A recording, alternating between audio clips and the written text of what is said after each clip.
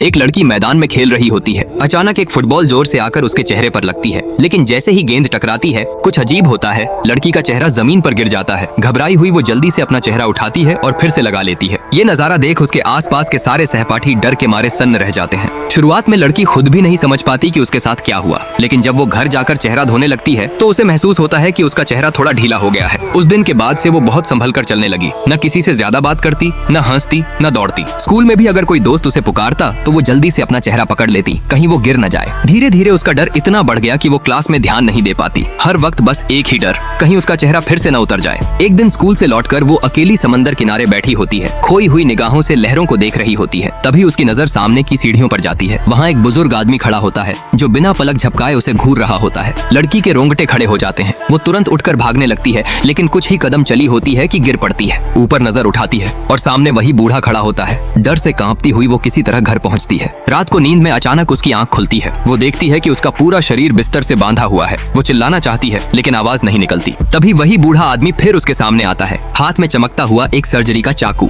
वो मुस्कुरा रहा होता है और जैसे ही वो चाकू उठाता है लड़की झटके से जाग जाती है। ये सब बस एक सपना था। लेकिन जब वो दोबारा सोती है तो वही बूढ़ा फिर से आ जाता है। इस बार सच में। वो चाकू लेकर लड़की के चेहरे के पास जाता है, कुछ देर नाप तौल करता है और फिर उसका चेहरा उतार देता है। तभी सच्चाई सामने आती है। वो लड़की इंसान नहीं बल्कि एक ह्यूमनॉइड रोबोट थी। उसके माता पिता ने उस बूढ़े इंजीनियर को बुलाया था ताकि वो उसकी ढीली पड़ चुकी स्क्रूज को ठीक कर दे और उसके दिमाग से डर और बुरे सपने जैसी पुरानी यादें मिटा दे। सब ठीक होने के बाद लड़की फिर से पहले जैसी मुस्कुराती, शांत और सामान्य दिखने लगती है, मानो कुछ हुआ ही न हो।